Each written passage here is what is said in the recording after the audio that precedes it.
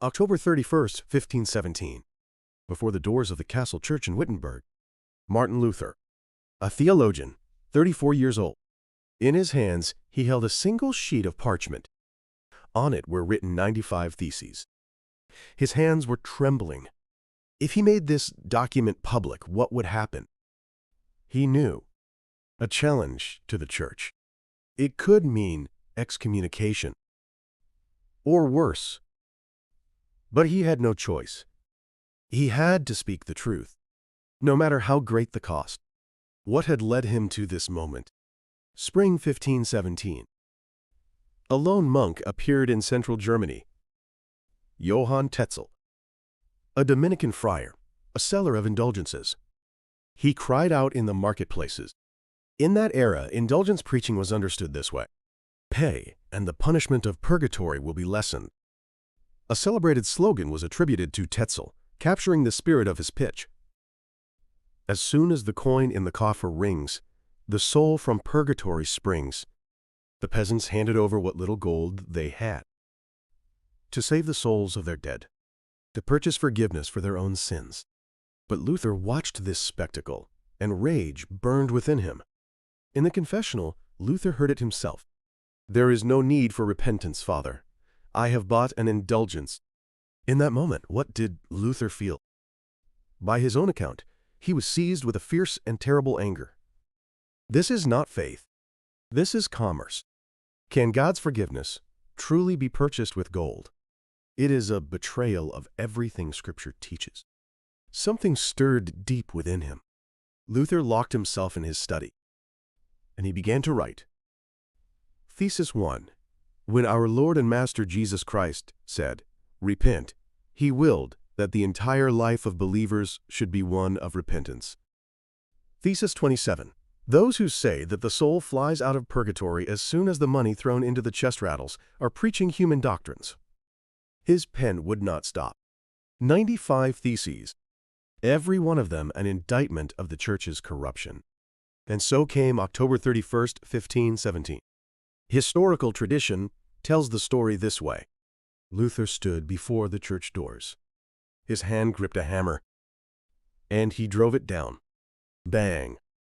Bang. Bang. But what actually happened? What is certain is that on this day, Luther made the 95 theses public and sent a letter to the archbishop. Whether he nailed them to the door, and how, no reliable contemporary record survives to confirm it. But the outcome was the same. In that moment, history moved. In form, they were theses for academic debate. But they were also submitted to church authorities as a practical protest against the practice of indulgences. And fate had other plans. Within weeks, they spread like wildfire across the German-speaking world. Before long, the tremors reached every corner of Europe. The printing press. That was what changed everything. Peasant and noble and king alike. Everyone came to know the name of Luther. But Rome would not stay silent. Pope Leo X. He read Luther's document. This is rebellion against the church. October 1518. The Pope ordered Luther to face an inquisition, recant, or face excommunication.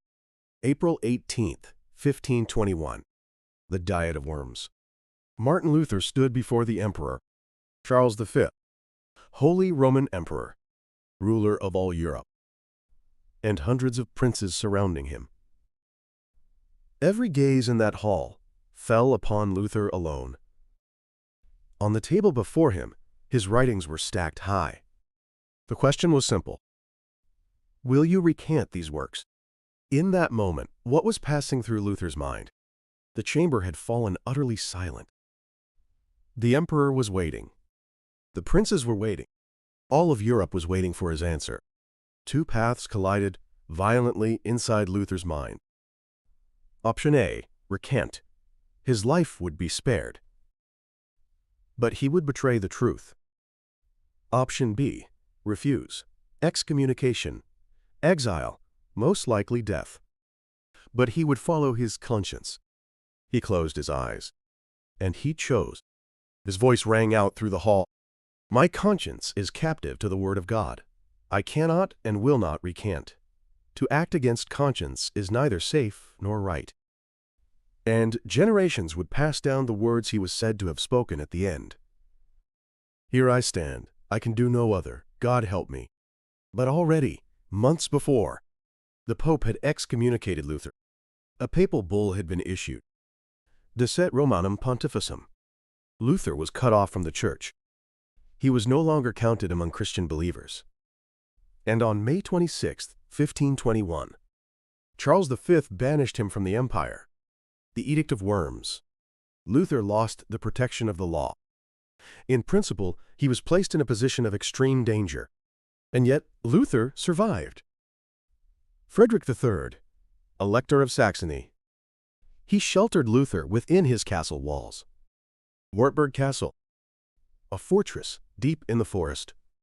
There, Luther changed his appearance. He grew a beard and dressed as a knight.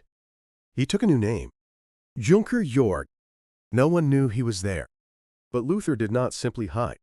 He wrote the New Testament from Greek into German. Until then, the Bible had existed only in Latin. Ordinary people could not read it. The Church held sole dominion over Scripture. Luther set out to change that. At Wittenberg, he completed a draft translation of the New Testament in roughly 11 weeks. After subsequent revision and editing, it was published in September 1522. And it was printed.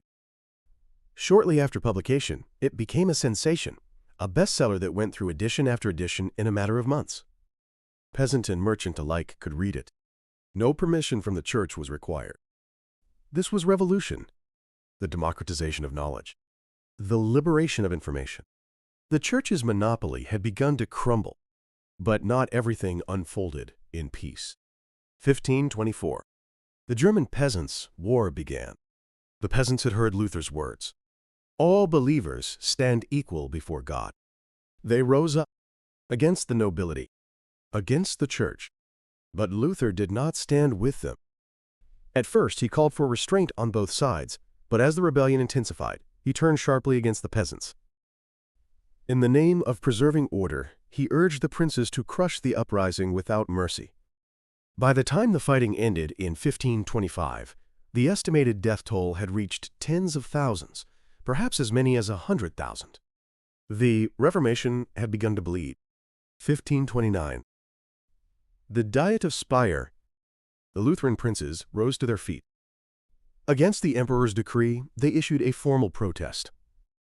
In that moment, a new word was born. Protestant. Those who protest.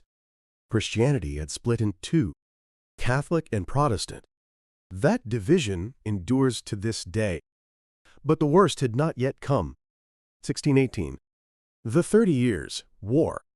Catholic against Protestant. A war of religion that consumed all of Europe. Over 30 years, war combined with famine and plague drove the estimated death toll into the millions. The range of estimates varies widely, but the scale defies imagination.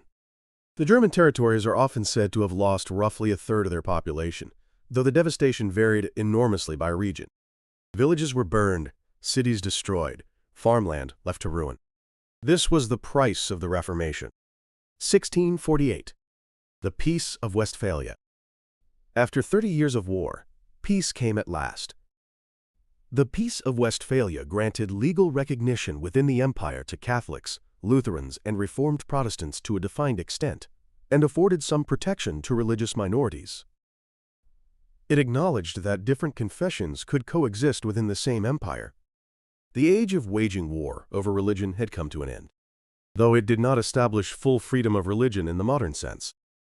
But it was a crucial step. It was the beginning of the modern world. February 18, 1546. Martin Luther, 62 years old. He breathed his last, quietly, in the night. A note said to have been among his final writings reads, "We are beggars. This is true."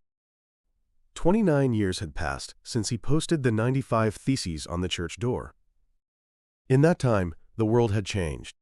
The church's monopoly had shattered. Catholics and Protestants had been born. Millions had died.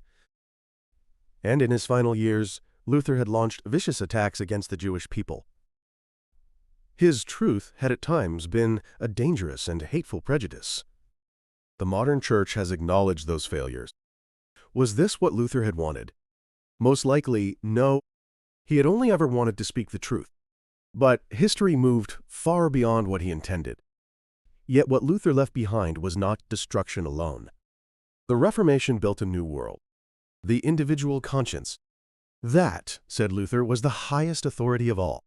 This conviction shaped the way people thought about individual conscience, education, and the nature of political life.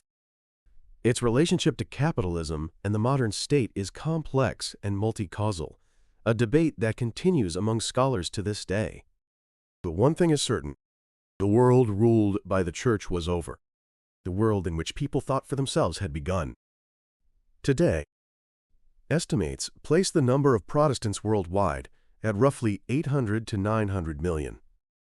The figures shift depending on the year and how categories are defined, but what Luther set in motion continues still. Yet it came at a price.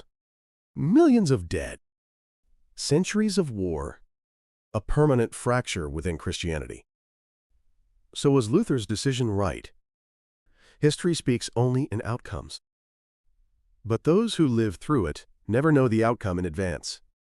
When Luther posted the 95 Theses on the church door, he did not imagine that millions would die. He only wanted to speak the truth. If you had been Luther, would you still have done it? If the price of speaking the truth were millions of lives, would it still be worth saying? Share your thoughts in the comments. I want to hear them. Thank you for witnessing this moment in history with me, all the way to the end. Today, we've followed the story of how one monk's decision changed the world. At every turning point in history, there is always individual courage and individual struggle. This channel brings those decisive moments in human history to life, going deep into the inner world of the people who lived them. If this video stayed with you, I'd be grateful if you'd subscribe and leave a like. Your comments are what drive the next video forward. See you in the next one.